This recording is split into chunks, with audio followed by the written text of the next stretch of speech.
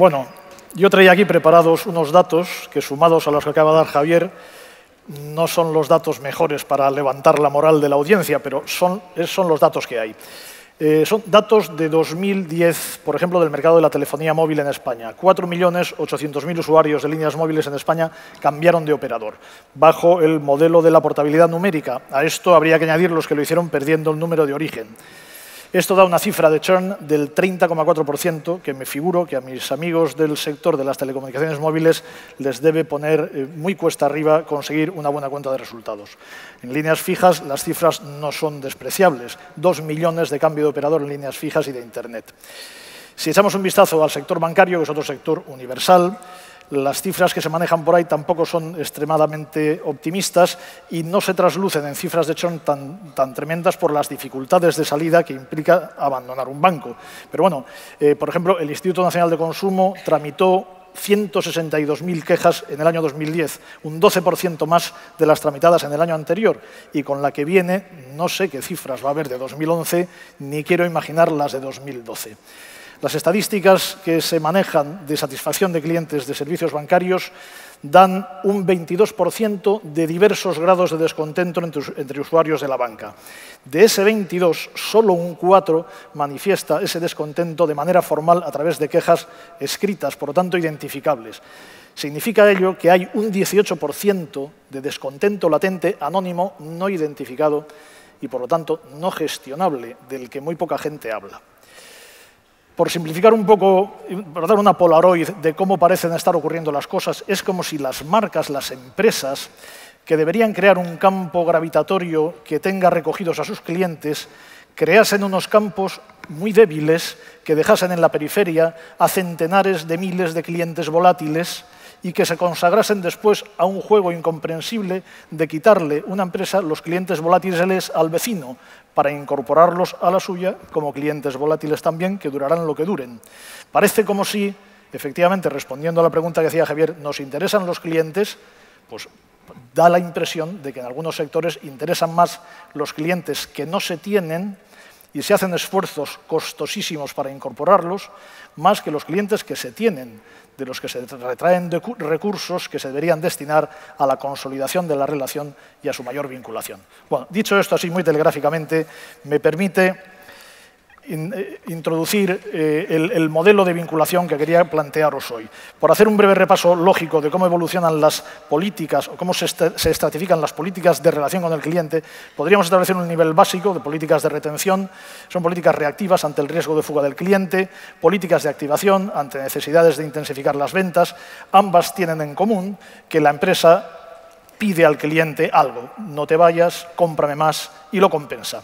En un estado superior, con gran complejidad y gran sofisticación de herramientas de segmentación y de herramientas sofisticadas de CRM, estarían las estrategias de gratificación, en la que la empresa, más que pedir, pues da al cliente en función de la compra de hoy, pero con la esperanza puesta a que esa compra sea recurrente y de futuro a la relación. La propuesta nuestra consiste en añadir un cuarto peldaño en estas estrategias que hemos denominado vinculación y que definimos de la siguiente manera. La vinculación es un estado óptimo de relación entre una empresa, entre un cliente y su empresa, que se caracteriza por 6 variables que son todas ellas mensurables y de la que enseguida os daré métricas. Un cliente vinculado es un cliente que permanece tiempo con nosotros, que nos compra habitualmente, que recomienda nuestra empresa en su entorno social, que mira con poca atención las propuestas de la competencia, que nos aguanta los fallos porque en su ánimo pesa mucho más la buena conducta histórica que el incidente del momento y que además nos quiere. Esto pongo lo de la marca entre paréntesis porque la marca anda por ahí en el modelo de vinculación. Bien, definida así la vinculación, el modelo que proponemos es que la vinculación funciona como una variable dependiente que, como todas las variables dependientes, dependen de otra que hemos denominado reputación comercial. Entre reputación comercial y vinculación veréis que conseguimos demostrar la existencia de una relación causal, directa y proporcional. De manera que las empresas con mayor reputación comercial, que ahora definiremos cómo es la reputación comercial, tienen un mayor porcentaje de clientes vinculados que aquellas que tienen menos reputación comercial. La reputación comercial en la compañía, en Villafañe y Asociados, la hemos definido como leéis ahí. Es el reconocimiento del buen comportamiento comercial y corporativo de una empresa que a lo largo del tiempo produce en el cliente un sentimiento de identificación emocional que denominamos vinculación y que lo caracterizamos como acabo de describiros. Quiero hacer hincapié aquí en un par de palabras que son clave en esto. La reputación comercial es el reconocimiento del buen comportamiento. Es el reconocimiento, no es el comportamiento. Si mi empresa tiene un buen comportamiento comercial que no es así reconocido como tal, eso no es reputación, no es valor, es gestión. Es necesario que lo bueno que hace mi empresa sea reconocido como tal para que se transforme en valor, para que se valore. Valorar es transformar en valor. Eso en primer lugar. La reputación requiere tiempo, no se consigue de la noche a la mañana, por eso hace falta la recurrencia en ese buen comportamiento. Y además no hace solo referencia al ámbito comercial. El comprador, palabra que es muy limitante, no es un ser unidimensional que solo viva en el estrecho ámbito de las variables de oferta, ve mucho más de nuestra empresa. Ve un montón de cosas nuestras, de comportamiento con los empleados, con el medio ambiente, con un montón de cosas. Algunas de esas variables tienen que ver con los sentimientos de vinculación. De modo que la reputación comercial es, al final, un conjunto armónico de tres sumandos imprescindibles. La calidad transaccional, la calidad relacional y la calidad de comportamiento de la empresa o conductual. Esta taxonomía tiene toda la lógica del mundo. Yo necesito que las condiciones transaccionales sean buenas simplemente para que pueda existir la compra. Si no existen buenas condiciones de transacción, la compra no se produce. Pero además, para que este cliente que me compró vuelva a comprarme, necesito crear un entorno de relación sano y positivo. Esto es necesario. Y por último, para que este que me compró y volvió a comprarme tienda a quedarse conmigo, necesito portarme muy bien con él y que esto sea así valorado. De los dos primeros campos, de las variables transaccionales y de la calidad relacional, bien gestionado, consigo satisfacción, que es un estado excelente de relación. Pero es un estado que no desactiva la curiosidad por la prueba de otras ofertas. Esto sí ocurre en el caso de la vinculación. Cuando se activa la vinculación, se detona un mecanismo de adhesión emocional que disminuye la curiosidad del cliente por probar otras ofertas. Y es un estado interesantísimo de valor. Cuando estamos hablando del valor de la vinculación, no estamos hablando de mística empresarial, estamos hablando de cuenta de resultados y de euros. Si yo tengo un cliente que me compra habitualmente, que tiende a permanecer conmigo, que me quiere, que aguanta mis fallos, que no pone ojos a la competencia y que habla bien de mí, ¿qué más le puedo pedir? Yo diría, cuantos más clientes tenga de estos, mejor. Preferiría tener 15 clientes así, bien vinculados, y no tener que desgastar mis energías y mis recursos en gestionar 15.000 revoloteando alrededor de mí y de los competidores. Esto es valor económico, pero lo que es tan importante como eso es que es valor competitivo. Cuando una estrategia de liderazgo se cimenta en variables de carácter inmaterial, de carácter intangible, son inimitables. O si se quieren imitar, quien quiera hacerlo necesita dedicar muchos años y en ese proceso el que empieza primero tiene la ventaja del tiempo. Aquí el que da primero no da 2 veces, da 100 veces. Para nosotros la vinculación es el resultado final de un proceso de acumulación de excelencia que consta en nuestro modelo de 5 pasos. La reducción de las fuentes de conflicto en primer lugar, es decir, quitar las piedras del camino, del terreno en el que se va a establecer la relación. Considerar al cliente, es decir, admitir la legitimidad del otro. En tercer lugar, cuidarle proactivamente, establecer un marco de reciprocidad, es decir, defender sus intereses con tanto interés como defendemos los nuestros. En cuarto lugar, desplegar políticas de excelencia comercial, intentar que nuestras decisiones en los procesos de compra, de postventa y de reclamación superen sus expectativas. Y en quinto lugar, la sensibilidad hacia el entorno. Es decir, el consumidor no es un ser que se caracterice por el hecho de consumir, es un ser social y vive en un entorno complejo. Y si la empresa demuestra conocimiento y sensibilidad hacia ese entorno, hay ahí también un potencial de vinculación. Cuando todo esto se organiza bien, se produce la vinculación. El modelo, ¿cómo lo hemos aplicado? No me quiero extender demasiado en esto porque tengo los minutos contados y en cualquier momento alguien me quitará el micrófono. Bueno, hemos hecho un árbol de variables teórico a base de un trabajo de gabinete. Hemos identificado en esos 6 campos de variables que veis ahí como 49 variables iniciales en un primer inventario. Las hemos reducido a 27 y por un proceso MaxDiff hemos seleccionado las 15 que más peso, que más ponderación concentran a la hora de la vinculación. Hay, como veis, variables que viven solo dentro de la empresa, otras que viven solo en la cabeza del cliente y otras que tienen una doble expresión en el cliente y en la empresa. ¿Cómo lo hemos evaluado? En la empresa no hemos evaluado nada porque este estudio es un estudio sobre consumidores. Para evaluarlo en la empresa habría que hacer un trabajo de auditoría y de indagación documental. En el cliente las hemos investigado mediante una encuesta cuantitativa y con una triple ponderación. Hemos evaluado importancia atribuida a la variable, conocimiento de la misma y valoración. Triple ponderación. Fundamental lo del conocimiento porque si no hay conocimiento no hay reconocimiento y no hay reputación.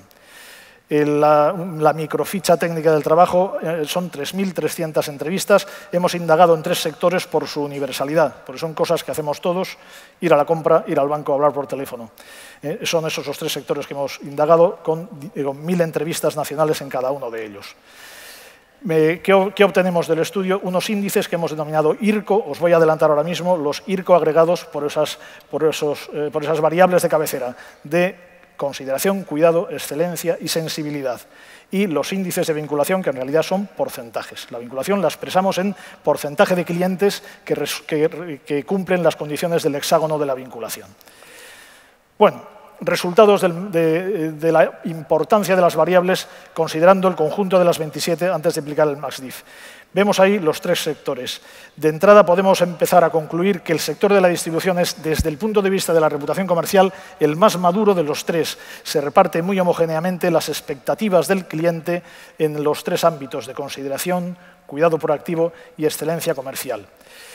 En banca hay una concentración de expectativas en cuidado proactivo y en telecos también. Fijaos que la variable agrupada bajo el epígrafe de sensibilidad parece tener un valor cosmético, pero cuidado con esto, porque ahí no se puede bajar la guardia. Estos atributos de sensibilidad, cuando los tienes, no te dan, pero cuando no los tienes te pueden quitar mucho. Y en el caso concreto de la distribución, un 3,64 podrá ser bajo, pero desde luego no es anecdótico. El podium de variables. ¿Qué 3 variables tienen más importancia en cada uno de los 3 sectores?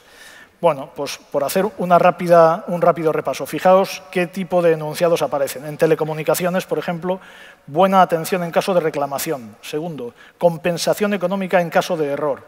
En banca, segundo, compensación económica en caso de error.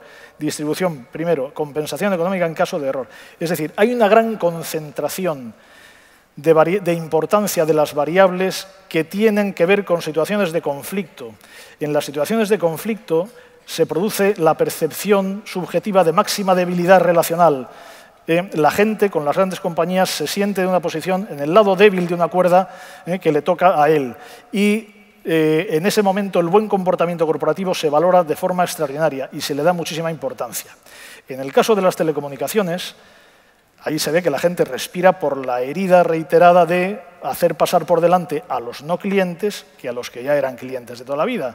Y esto de las ventajas y bonificaciones a los clientes antiguos tiene mucha importancia después de todo lo que ha llovido en ese territorio. En la banca podéis ver que las variables 1 y 3 reflejan expectativas éticas de gran calado, más aún en la crisis y más que va a ocurrir. La primera es consideración de las situaciones de necesidad.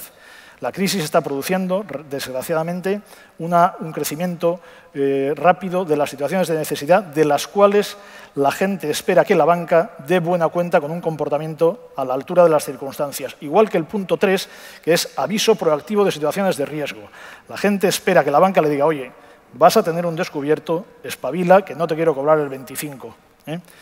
Cosas de estas. En el caso de la distribución, que es el sector más maduro, como ahora veréis, las variables que más expectativas concentran y que más importancia reciben son las de excelencia comercial. El modelo funciona porque, como podéis ver en la última fila, la importancia acumulada por estas 15 variables que hemos decidido seleccionar es muy elevada. En el caso de las telecomunicaciones es casi del 80%, en el caso de la banca también, y en el caso de la distribución se acerca más al 90%, de modo que el modelo funciona y con 15 variables es manejable. Y estos son los resultados finales. Los índices IRCO, los índices de reputación comercial en cada uno de estos sectores son 2,87 para telecos, 3,75 para la banca y 4,35 para distribución. Estos son índices sobre 10, son índices IRCO con triple ponderación. Insisto en que es imprescindible ponderar el conocimiento, porque si ponderamos solo la valoración eliminando el conocimiento, estamos haciéndonos trampas en el solitario. Si no hay conocimiento, no puede haber reconocimiento. Son índices muy bajos. Hemos establecido un estándar en Villafañe y Asociados para un estándar de 5 puntos de referencia para el índice IRCO de triple ponderación. Si eliminamos de la ponderación esta penalización del conocimiento, las cifras serán más próximas a los estudios que estáis acostumbrados a ver. Y ahí establecemos un estándar de 8. La vinculación total, por no entrar en disquisiciones de vinculación exclusiva y muy alta, son las cifras que veis ahí y os dais cuenta de la estrecha correlación. 8% en telecos, que es muy baja, 10,9% en banca, que es muy baja, y un 17,1% en distribución, que es muy meritoria, porque el cambio de proveedor en distribución es libérrimo. Yo puedo ir a Eroski, a Mercadona, o a Día, o a Lidl, sin pedir permiso a nadie, sin mandar la fotocopia del carnet de identidad y sin nada de nada. Y que esta gente haya conseguido desarrollar políticas de atención y políticas relacionales y reputacionales que concentren un 17% de público vinculado es verdaderamente meritorio. Hasta aquí puedo leer. Último asunto. ¿Cómo podemos llevar esto a la práctica, a la aplicación práctica? Bueno, tenemos a la derecha de la proyección lo que hemos conseguido con este estudio. Esto es, modestamente, la barra de platino e iridio con 2 muescas que nos permite saber lo que es un metro. Y con esto lo que podemos hacer es ir a aplicar estas medidas a una empresa cualquiera particular, la empresa A, en la cual haríamos lo siguiente. En primer lugar, indagaríamos sobre la realidad de la reputación de esta compañía en origen. En segundo lugar, indagaríamos sobre la calidad del tubo de transmisión que traslada esa cultura corporativa, esos valores de reputación, al cliente. Analizaríamos la calidad cultural del front office de la gente al cargo de la relación con el cliente. Y por último lugar, aplicaríamos nuestras métricas y nuestros sistemas a la base de datos real del cliente, donde podríamos particularizarlos en sus segmentos estratégicos de mayor rentabilidad. Es decir, tenemos las herramientas para poder empezar a avanzar por ahí. Este es un estudio que acaba de empezar. Agradezco mucho a ESIC que me dé la oportunidad de presentarlo en una reunión tan importante. Abro a todos los presentes que estén interesados la posibilidad de colaborar con nosotros, con comentarios, aportaciones y sugerencias que serán siempre muy bien recibidas. Y a esos efectos os ofrezco esta dirección de correo electrónico, reputacioncomercial@villafañe.com, que atenderé personalmente de 1000 amores. Y tomo también la palabra a ESIC, que nos ofreció profundizar más detenidamente en estas cuestiones en un taller monográfico de suscripción voluntaria. Quien quiera venir, que lo haga para podernos meter a fondo, sin tanta premura de tiempo, en junio o en septiembre o cuando sea conveniente para todos. Muchas gracias.